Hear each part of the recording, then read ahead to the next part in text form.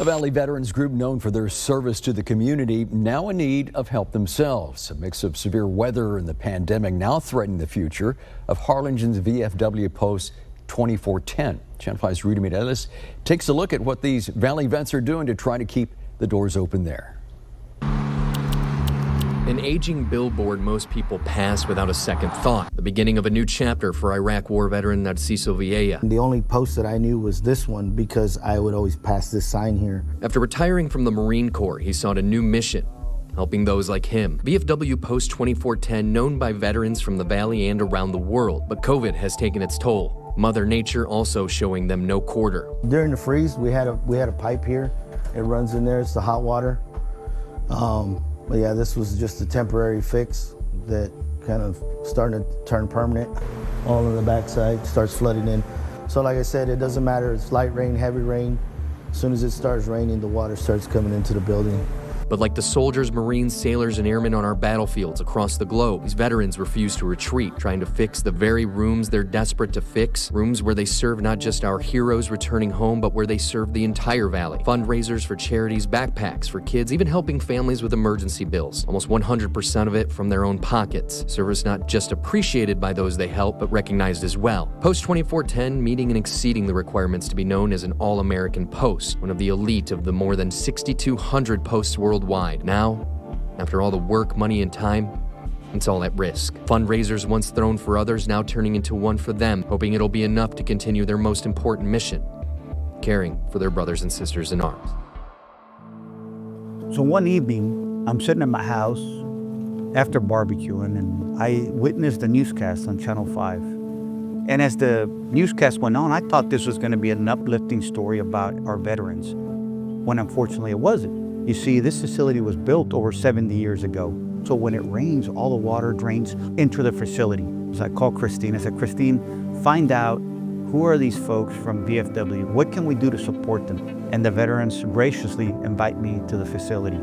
As I walked around, I saw the damage that the rain had caused. Our building is obviously in need of repair, but once you really start to look around, the problems are much more substantial. Our original building was built in 1939, so we've had several additions, modifications, repairs over the years, and now we have this hodgepodge type of building that nothing is seamless and a lot of things are outdated. The building is in a very sad state. When we get heavy rains, we get water inside the building, and so sometimes we have to close our doors to those veterans or to those people who come in to enjoy the facility here. We need a whole new building so that we can be that place for our community, for our veterans to have events, to congregate, to be a refuge. I knew we had to do something. I quickly realized that there is no fixing this. Absolutely not. And so I told them, the only thing we can do is put a bulldozer to it. I may have offended some people at the time because there was a lot of sentimental value, but the fact is there was no saving this facility. It just been through too much over 70 years. This is like the closest place to a second home that I have. This building represents a lot, and not only just for veterans, but for the community, right? It was at that time that I said, we're gonna come together.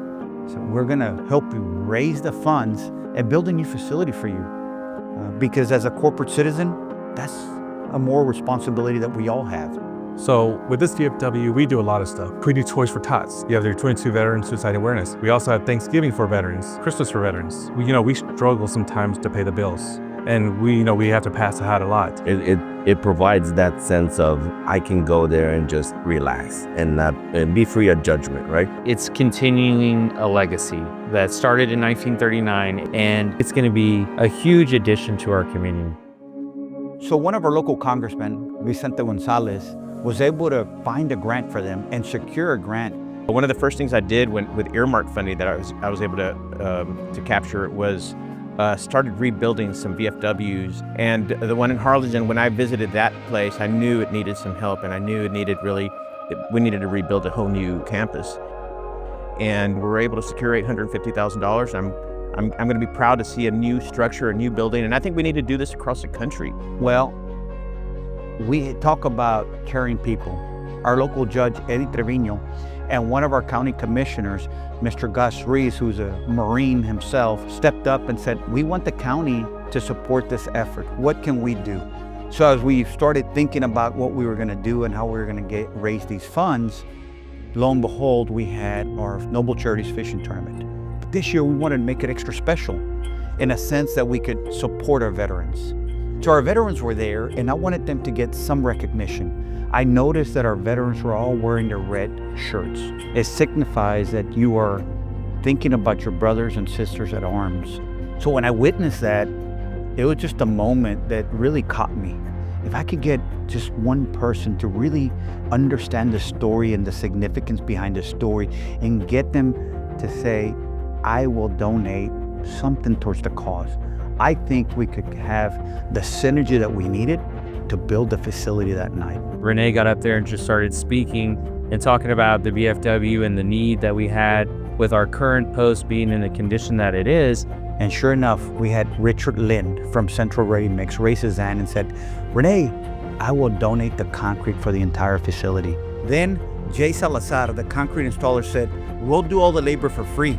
Followed by Taco Roofing. We'll do the roofing at no cost. And Light and Electric and Metro Electric said, we'll team up and donate the electrical labor and fixtures. CT Plumbing, all the way from San Antonio, said they will handle all the plumbing. Limon Masonry committed to doing all the masonry work. United Rentals will provide all the equipment you need for the entire project. Kelly Pemberton with La Feria Excavation, we got you covered on all the site work. One donation after another. It was just like boom, boom, boom, boom. And they just started donating. It was surreal. I just couldn't believe it. We had pretty much an entire complete building donated to us.